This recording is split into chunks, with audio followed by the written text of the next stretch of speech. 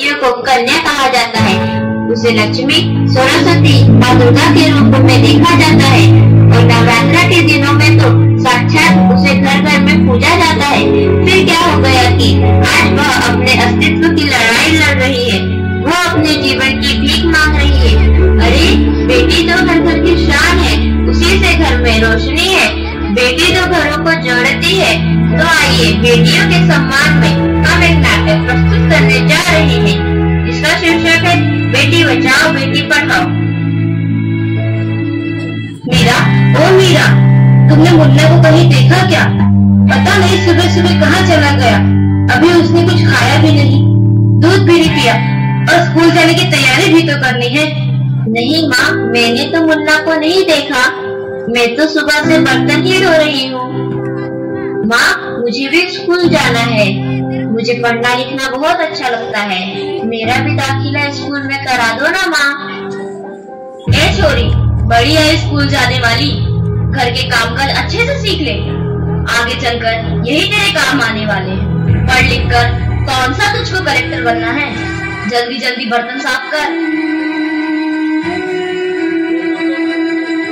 माँ जी, मीरा को भी स्कूल में दाखिला दिला दीजिए ना, उसे भी पढ़ना लिखना जरूरी है।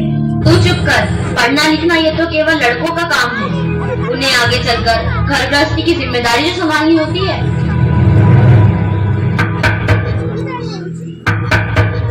अरे क्या हो रहा है?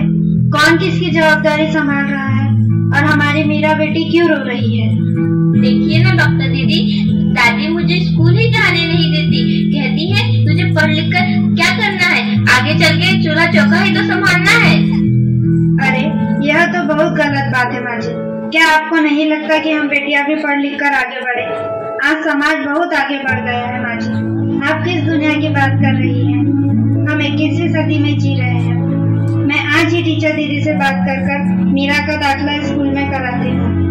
और हाँ, मैं तो यहाँ इसीलिए आई थी कि मुन्ना को पोलियो ड्रॉप दिया कि नहीं, जगह जगह इसके कैंप लगे हैं। अच्छा हुआ बहन जी आप आ गए, अब मुन्ना को पोलियो ड्रॉप भी दे देंगे और मैं इसे स्कूल भी पहुँचा दूंगी। अच्छा मीरा, अब तुम रोना नहीं, तुम जरूर स्कूल जाओगी और एक दिन पढ़ लिख कर मेरी तरफ बहुत अच्छी डॉक्टर बनोगी। ठीक है बेटा?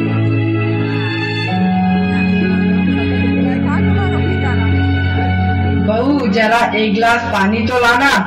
अभी लाई बाबूजी। ये लीजिए बाबूजी।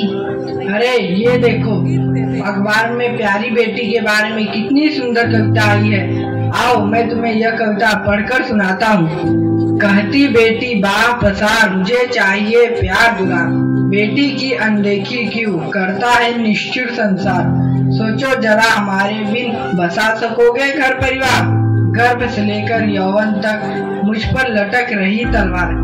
मेरी व्यथा वेदना का अब हो स्थायी उपचार, जब माई जग में न होगी तो तुम जन्म किससे पाओगे। जब बहन न होगी घर आंगन में तो किससे रूठोगे, किसे मनाओगे। जब दादी नानी न होगी तो तुम्हें कहानी कौन सुनाएगा। जब कोई स्वप्न सुंदरी ही न होगी तो तुम किससे ब्याह रचाओगे।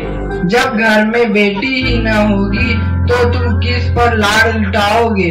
जिस दुनिया में स्त्री ही न होगी उस दुनिया में कैसे रह पाओगे। जब तेरे घर में बहू ही न होगी तो कैसे वंश आगे बढ़ाओगे। नारी के बिन जग सुना है, तुम ये बात कब समझ पाओगे। हाँ तो भाग्यवान, कैसी लगी यह कविता, है ना मजेदार? काहे की मजेदार कविता, मुझे नहीं आई पसंद। अरे कोई घर में है क्या? आइए आइए टीचर दीदी, हम आप ही का इंतजार कर रहे थे।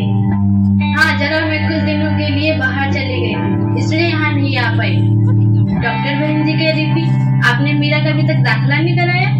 ये तो बहुत होनहार छात्रा है, हमेशा अच्छे अंक लेकर उत्तीर्ण होती है। हाँ मैं भी तो यही चाहती हूँ कि मीरा स्कूल जाए, खूब पढ़े, और मेरी यहाँ सुनता कौन है। हाँ खूब पढ़ाओ लड़की को और बाहर भेजो, जब कुछ गलत सलत हो जाएगा ना तो मुंह छुपाने की भी जगह नहीं मिलेगी। अरे माँ जी, आप कहाँ की बात कहाँ लेकर बैठ गए? मीरा को 10वीं तक तो पढ़ाई पूरी कर लेने दीजिए, आगे की पढ़ाई के बारे में बाद में सोचेंगे। हाँ टीचर दीदी, हम मीरा को अवश्य स्कूल भेजेंगे। मैं उसे मेरे जैसा अनपढ़ नहीं रहने दूंगी, उसे खूब पढ़ाऊंगी।